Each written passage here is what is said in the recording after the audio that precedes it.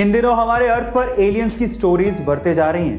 लोग aliens specially UFO को देखे जाने का दावा तक कर रहे हैं। और तो और नासा जैसी स्पेस एजेंसीज हमारे प्लेनेट को एलियन से बचाने के लिए ऑफिसर्स की भर्ती कर रही हैं। जी हाँ गाइस, आप ठीक सुन रहे हैं।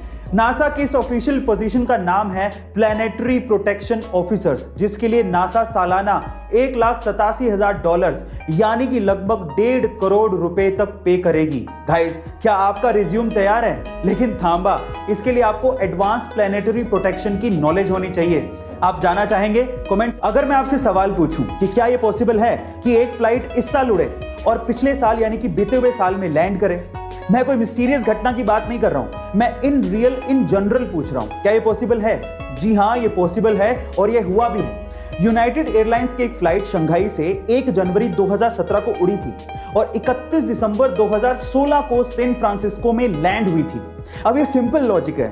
देखिए, उस दिन न्यू ईयर था और हर एक कंट्री का टाइम जोन अलग अलग होता है, इस वजह से ऐसा हुआ था। ये कोई मिस्टीरियस घटना नहीं है। गाइस, आपको ये कई लोग अपने खाने को गर्म करने के लिए माइक्रोवेव को यूज करने से डरते हैं, क्योंकि उन्होंने कहीं ना कहीं से सुना होता है कि माइक्रोवेव आपके खाने के हेल्दी एलिमेंट्स और न्यूट्रिशंस को खत्म कर देता है। लेकिन ये बिल्कुल गलत है। ये एक मिथ से ज्यादा और कुछ भी नहीं है। तो फिर फैक्ट क्या है?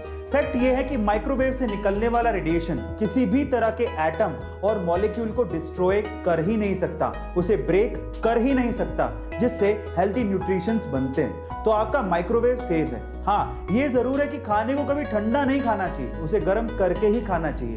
ये मिथ नहीं है, बल्कि सच्चाई है। अगर कोई आपके साइकिल या फिर बाइक या कार के टायर की हवा निकाल दे या फिर उसे पंक्चर कर दे, तो क्या उसे सजा हो सकती है? देखिए गाइस, अगर कोई अनइंटेंशनली ये काम कर रहा है तब तो अलग बात है। लेकिन अगर आपको ये महसूस हो रहा है कि कोई आपको नुकसान पहुंचाने के मकसद से आपको या आपकी प्रॉपर्टी को हार्म कर रहा है, तो आईपीसी की धारा 425 और 426 के तहत ये एक दंडनीय अपराध है और उसे सजा भी हो सकती है। और उसमें आपके व्हीकल के टायर को पंक्चर करना या उसकी हवा निकालना भी शामिल है।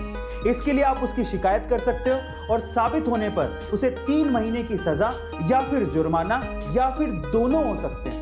मैंने भी ये इन्फॉर्मेशन सुनी थी, सोचा आप लोगों को बता दूं। अगर आप किसी मुसीबत में फंस जाएं या फिर आपको कोई किडनैप करने की कोशिश करे, इन दैट केस आपके मोबाइल की एक सेटिंग आपकी जान बचा सकती है। क्या है वो सेटिंग और वो कैसे काम करती है, मैं आपको बताता हूं। तो सेटिंग का नाम है SOS यानी कि सेव अ शिप। इसके लिए आपको मोबाइल की सेटिंग्स में जाना है और वहां पर जाके SOS को सर्च करना है और उसके बाद SOS के टॉगल को ऑन करना है। और उसके बाद अगर आप चाहें तो वहां पर कॉन्टैक्ट्स के ऑप्शन में जाके आपके रिलेटिव के कॉन्टैक्ट नंबर भी आप ऐड कर सकते हो, जिनसे आप हेल्प की उम्मीद रखते हो। अब होगा कुछ यूं कि अगर आप मुसीबत में फंसते हो तो आपको आपके मोबाइल के पावर बटन को 3 बार दबाना है। इससे क्या होगा? इससे इमरजेंसी हेल्पलाइन नंबर 112 और आपके रिलेटिव के नंबर पर, जो नंबर आपने सेव किए थे, वहां पर एक हेल्प मैसेज पहुंचेगा और साथ ही साथ आपकी लोकेशन भी उनके पास पहुंच जाएगी, जिससे आपको मदद मिल सकती है और आपकी जान बचाई जा सकती है। गाइस, कौन बनेगा करोड़पति, ये शो जिस रियल शो से इंस्पायर्ड है उसका नाम है who wants to be a millionaire.